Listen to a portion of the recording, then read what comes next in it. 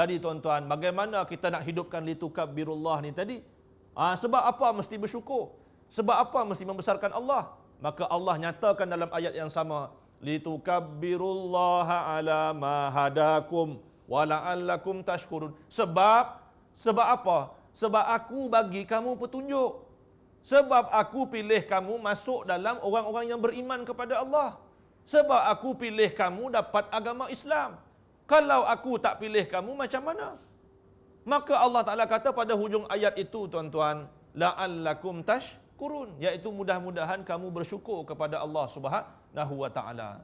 Jadi tuan-tuan, kuncinya apa? Kuncinya syukur. Ada umat-umat dulu, tuan-tuan, itu sebab Tuhan sebut dalam Al-Quran, ya ayyuhalladzina amanu kutiba alaikumusiyam kama kutiba alal ladzina min qablikum.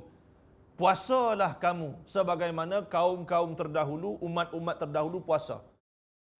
Raditu billahi rabba wa bil islami dina. Kami redha bahawa Allah Tuhanku, dan kami redha juga bahawa Islam itu adalah agamaku. Kita redha. Itu sebab ada separuh tempat, tuan-tuan, mereka tak bagi umat Islam ni puasa. Kenapa tak bagi umat Islam ni puasa? Sebab mereka tahu, puasa ni sebenarnya, tuan-tuan, selain daripada menyihatkan tubuh badan kita, selain daripada menguatkan hubungan kita dengan Allah, dia juga adalah menguatkan iman kita kepada Allah Subhanahu wa Ta'ala. Baru-baru ni, tuan-tuan, sebelum kita puasa, tengok macam mana mereka kata, insya-Allah umat Islam pada tahun ini akan berpuasa dalam suasana yang panas. Sebab cuaca yang tidak menentu. Mungkin kita akan berhadapan dengan El Nino.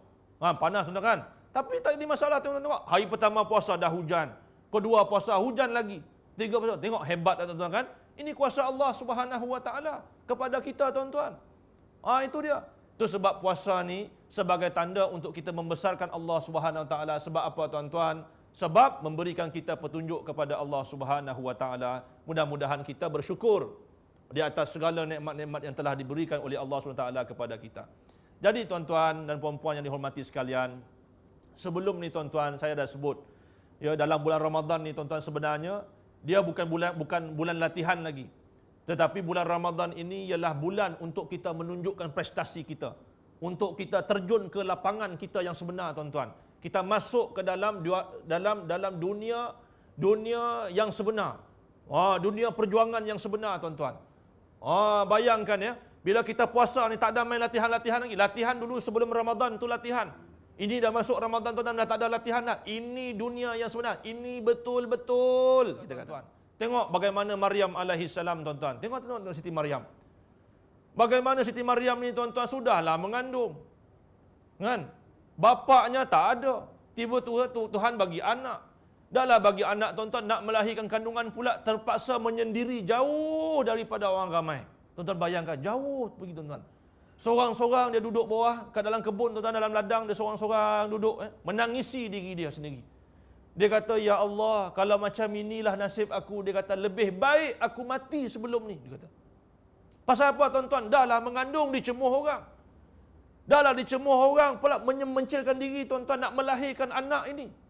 Tak ada orang bantu, tuan-tuan, lahirkan anak ini, terbuang. Tak ada siapa pun sama kisah dengan dia, tuan-tuan. Tak ada kisah. Tuan-tuan bayangkan seorang wanita, bukan lelaki ni. Orang perempuan, tuan-tuan, jangan kata duduk dalam ladang, duduk dalam rumah pun, teman dia astro pun, tuan-tuan, kan, kalau tak bawa keluar, dia meroyan. Betul, saya bukan nak bohong dia, tuan-tuan. Abang ni asyik keluar aja, dia kata apa semua. Apa ni, saya ni cari rezeki. Saya awak nak apa semua, saya dah bagi dah. Astro ada. Cerita ku rela berkorban, apa semua ada. Dia kata apa semua. Tengok ajalah, kalau saya lah jadi bawa, kata, hari-hari tengok TV, saya nak. Kata, pasal dia tahu, dia takkan jadi macam tu. Apa semua. Kita pun cakap, pasal apa, tuan-tuan, sebenarnya? Pasal tak keluar rumah. Pucuk pangkalnya tak keluar rumah. Tiba-tiba panaslah hati, tuan-tuan, segala-galanya panas. Kan? Tengok muka suami panas, tengok anak-anak pun semua, emosi pun dah tak menentu, tuan-tuan. Pasal apa? Mulalah bisik macam-macam, ada, mesti ada benda tak kena ni. Mesti ada. Pasal apa, tuan-tuan? Pasal duduk seorang-seorang. Maknanya, tuan-tuan, perempuan dengan lelaki dia beza. Orang lelaki ramai yang suka duduk seorang-seorang tu, dalam lokal ramai orang lelaki, tuan-tuan. Pasal dia suka duduk seorang-seorang. Orang lelaki ni, tuan-tuan, kena faham. Tuhan suruh berjemaah lah kamu. Tak nak dia, tuan-tuan. Pasal dia lebih suka sembahyang seorang-seorang. Ini PL. Tak boleh, kita tak boleh nak kata apa. Ini perangai dia. Ini memang perangai fitrah manusia, tuan-tuan.